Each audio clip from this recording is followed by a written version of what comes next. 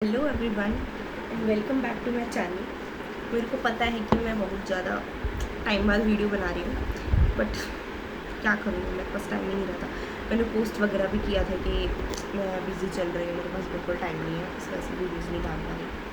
तो finally after 2 months मैं video डाल रही हूँ और इस वीडियो में मैं बताने वाली हूँ कि मेरा क्या रिज़ल्ट आया है, क्योंकि मैंने अपनी पूरी वो रिव्यूज़ वगैरह तो डाली कि मेरा कैसे गया है। तो ऑब्वियसली मुझे परसेंटेज तो डालनी पड़ेगी कि मेरी कितनी परसेंटेज आई है। तो सबसे पहले तो परसेंटेज तो मैं बताऊंगी, पर पहले उससे पहले क्या क्या चीज़ें हुई और क्या है, मतलब रिज़ल्ट के दिन क्या मेरा वो रहा, कुछ मैं पहले बताऊंगी। उसके साथ मैं तुम्हें रिज़ल्ट भी बताऊंगी मेरा क्या रिज़ल्ट आया। तो सबसे पहले मैं बात करती हूँ, स्टार्ट करते हैं 12 तारीख से। तो क्या बोलते, जब रिज़ल्ट का 12 तारीख को पूरा ऐसे माहौल बन गया था कि हाँ मतलब आज ही रिज़ल्ट आएगा।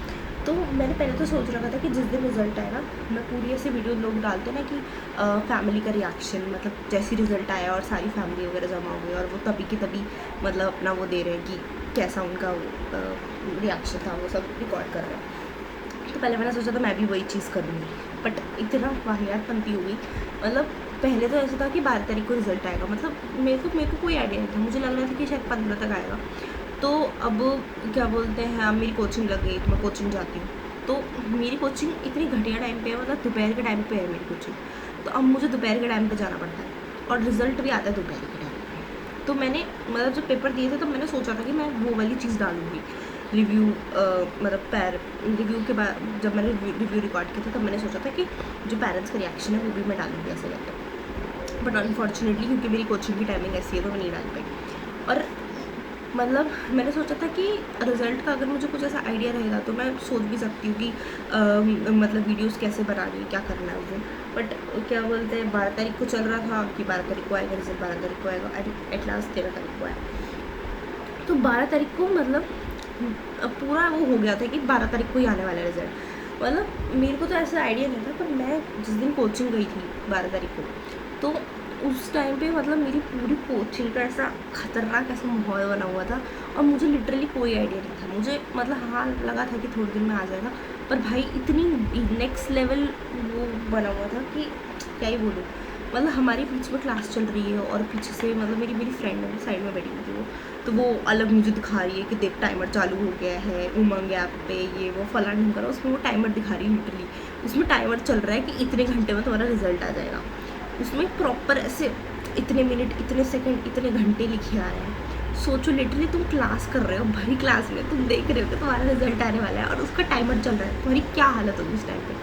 मतलब पूरा दिन 12 तारीख तो पूरा ऐसा गया है कि क्या ही होता है कि कब रिजल्ट पक जाएगा। ऊपर से मेरी क्लास के लड़के चिल्ला रहे हैं आज तो रिजल्ट आने वाला है, वो होने वाला है। मतलब मेरे को कुछ आइडिया नहीं था, इनके चक्कर में मेरी वो हुई। मेरे को तो लगा था कि यार 13 तारीख को, मतलब मेरे को लगा था कि 13 तारीख को तो आ जाएगा, और 12 तारीख को इतना गंदा माहौल बना हुआ था। मतलब मेरी हम कोचिंग में आए ही हैं, उसी में क्या बोलते हैं ये लड़के मतलब घुसे ही हैं, वो कोचिंग में आए ही हैं तो ही वो रिजल्ट आने वाला है, आज तो रिजल्ट आएगा, आज तो 101% रिजल्ट आने वाला है। मतलब पूरी वो बना के रख दिया। और मेरे पास लिटरली उस टाइम पे एडमिट कार्ड भी नहीं था। मुझे लगा कि यार मैं क्या करूँगी, पता चला मैं घर पहुँचूँ और घर पहुँच के सब मेरा स्वागत कर रहे हैं, हाँ तेरा रिजल्ट आ गया, मुझे पता ही नहीं मेरी कितनी परसेंटेज आई है। मतलब एकदम ही नेक्स्ट लेवल वो बना हुआ था। तो 12 तारीख को नहीं आया रिजल्ट। अब पूरा उस दिन मूड ख़राब रहा मेरे को। तो शाम को भी मैं घर आई तो मुझे लग रहा था कि ऐसा ना हो कि अब रिजल्ट टपक जाए। वो हमारे मैथ्स वाले सर अलग बोलने लगे कि हो सकता है तुम्हारा रिजल्ट शाम को आ जाए। हमको पहले लग रहा था कि दोपहर में आता, रिजल्ट नहीं आया दोपहर में। अब छुट्टी हो गई हमारी कोचिंग की, तो शाम को छुट्टी होती, तो अब तो कैसे रिजल्ट नहीं आ रहा, दोपहर में नहीं आया। तो हमारे मैथ्स वाले सर अलग बोल रहे हैं कि कुछ नहीं कह सकते, CBSE का रिजल्ट आ सकता है, पहले के टाइम पे इस टाइम पे आता था। और जो दिन भर जो टेंशन थी, ये सोचा था कि कम से कम शाम को तो टेंशन नहीं होगी, तो वो भी हमारी टेंशन खत्म होगी। तो सर ने अलग आके बोल दिया कि हाँ मतलब शाम को भी आ सकता है। जो टेंशन का थोड़ा वो था कि रात को नहीं आएगा, तो रात को भी टेंशन पे रहा। 13 तारीख तो वैसी डेट उन्होंने फिक्स करके रखी कि हाँ 13 को रिजल्ट निकालेंगे। तो 13 का तो है ही ऐसा ख़त्म वाला माहौल, 2 साल से 13 तारीख को ही आ रहा है। तो 13 तारीख को क्या हुआ, क्योंकि 13 तारीख को मैं गई कोचिंग। मैं मतलब मेरा जो कोचिंग का टाइम है ना वो ऐसा है कि 1 से 5:30 तक कोचिंग रहती है मेरी।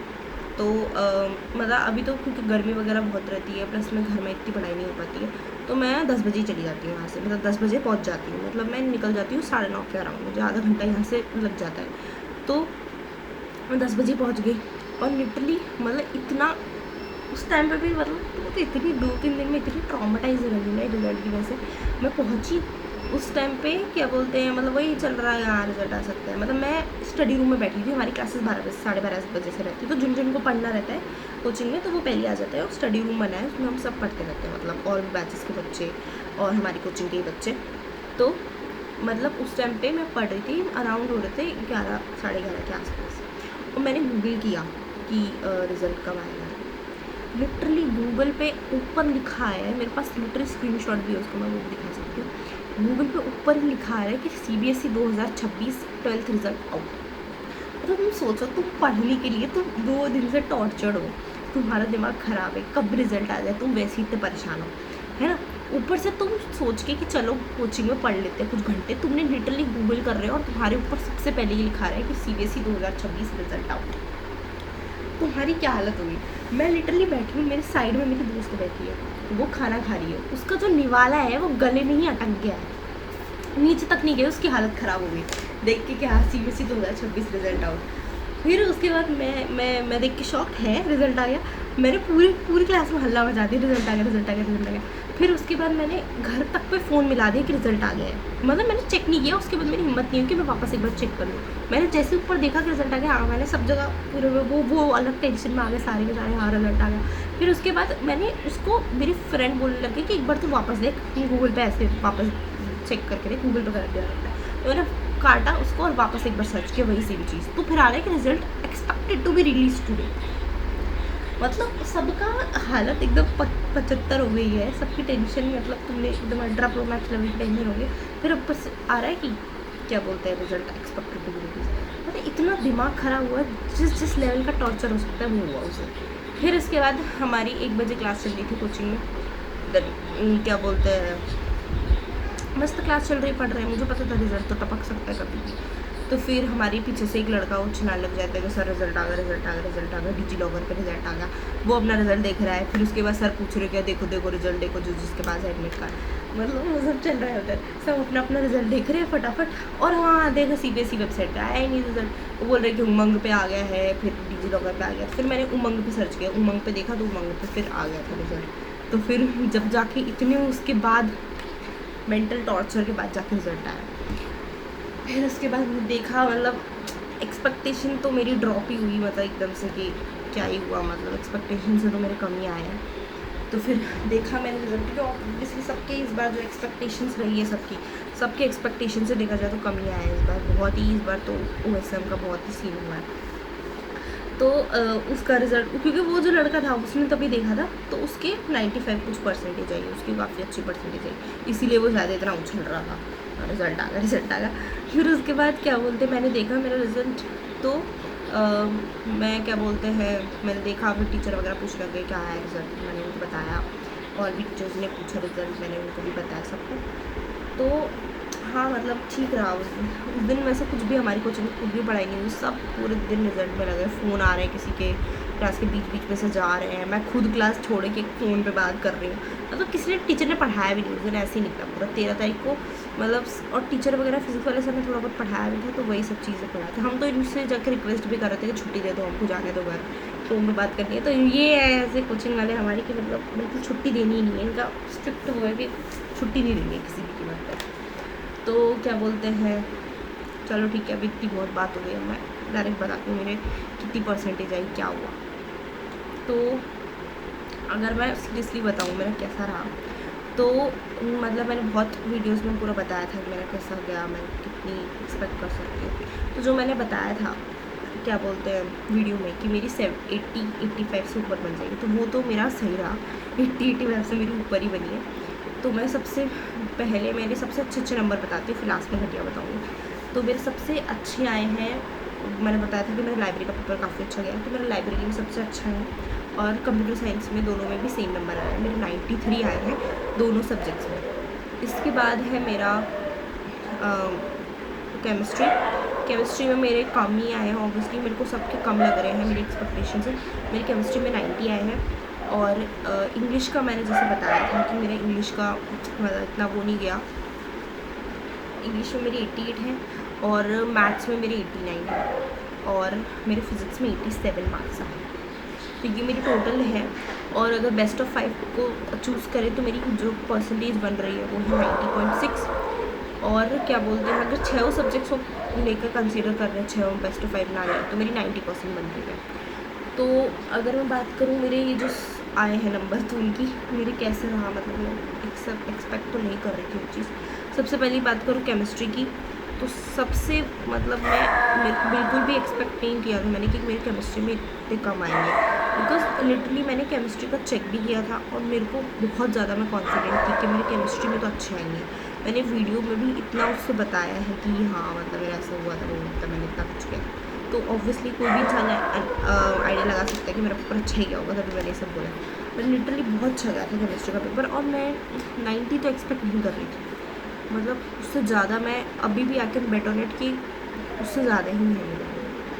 इसके बाद अगर बात करूँ मेरे CS के और लाइब्रेरी के मार्क्स की, तो ये तो एक्स्ट्रा सब्जेक्ट है, इनकी मैं इतनी वो नहीं कर सकती। पर लाइब्रेरी में भी मुझे इतना पता है कि 93 कम ही है, पर ये है कि लाइब्रेरी का पेपर बहुत ईजी आया था, तो उन्होंने काफ़ी स्ट्रिक्ट चेकिंग करी। तो ये हो सकता है ज़बरदस्ती काटे हो नंबर, तो क्या ही कह सकते हैं। CS में भी एक ऐसे सब्जेक्ट है कि तुम प्रिडिक्ट नहीं कर सकते कि तुमने सही किया गलत किया, मतलब तुम कह सकते हो उसमें, मतलब CS में ऐसा नहीं कि तुम्हारा कोई आंसर तुम्हें कैलकुलेट करना है, तुम्हें प्रोग्राम्स लिखने हैं और उस प्रोग्राम में तुमने कोलन नहीं लगाया या कुछ नहीं लगाया तो उसके भी हाफ मार्क कट जाते हैं। तुम प्रिडिक्ट नहीं कर सकते, कुछ कह नहीं सकते कि तुमने इतना मतलब सही किया है, इतना गलत किया। बट हाँ मतलब ओवरऑल अच्छा गया था, बट तुम छोटी छोटी गलतियों को भी अगर निगलेक्ट करते हो ना, तो वो यही है कि छोटी छोटी चीज़ें जो रहती हैं वो काफ़ी नंबर कटवा देती है CS में। तो CS का तो चलो ठीक है, मैं इतना कुछ वो नहीं कर सकती, पर लाइब्रेरी का मुझे थोड़ा लगा कि हाँ कम रह गया थोड़ा सा। फिर बात करूँ मेरे मैथ्स की, मतलब सबसे ज़्यादा दुख जिस सब्जेक्ट का मुझे लगा है वो मेरा मैथ्स है।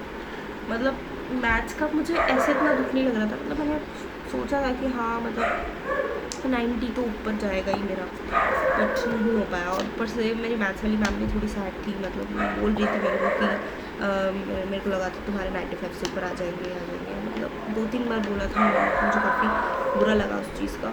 ऊपर से फिर इंग्लिश का तो मैंने बताया ही था कि मेरा ऐसा ऐसा हो गया था, मेरे को बहुत लेज़ी फील हो रहा था, मैं लिख नहीं पा रही थी, पता नहीं क्या हो गया था, तो वो चीज़ तो थी, तो उसकी वजह से मेरे मतलब 88 आए उसमें, तो ठीक है, मतलब उतनी एक्सपेक्टेड थी। फिज़िक्स का भी मुझे लगा कि यार 87 लिटरली, मतलब क्या ही है ये, तो 87 तो पता, मैंने जब पहले पेपर देखा ना तो मैंने फ़िज़िक्स के देखे थे, तो मैंने ध्यान से नहीं देखा।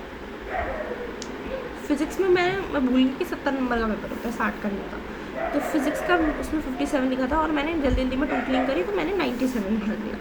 और मैंने लिटरली अपने फ़िज़िक्स वाले टीचर को, मैंने मेरी मैथ्स वाली मैम को और मेरे क्लासमेट्स को सबको बताया कि मेरे 97 आए हैं।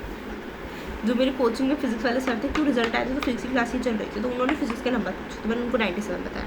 वो मेरी इतनी तारीफ़ करने लगे, बोलते तुमने तो धुआं धुआं कर दिया, ये कर दिया, वो कर दिया, कहाँ रह गए 3 नंबर। बोलते कि क्या बोलते तुमने प्रैक्टिकल के नंबर देखे क्या, प्रैक्टिकल में तो नहीं, उन्होंने 3 नंबर काट दिए कर दिए। भाई मैं इतनी वो हुई कि यार मेरे तो 97 है। फिर मेरे भाई ने बाद में बताया कि तुमने ढंग से नहीं देखे थे 87। उसके बाद से मैंने वो सर को बताया नहीं कि मेरे लिटरली 97 नहीं थे, मेरे 87 थे। अब ऑब्वियसली इतना वो करने के बाद तुम्हें बताऊँगी कि मेरे इतने कम आए थे, मतलब अब ऑब्वियसली ये सब चीज़ तो नहीं बताना थी।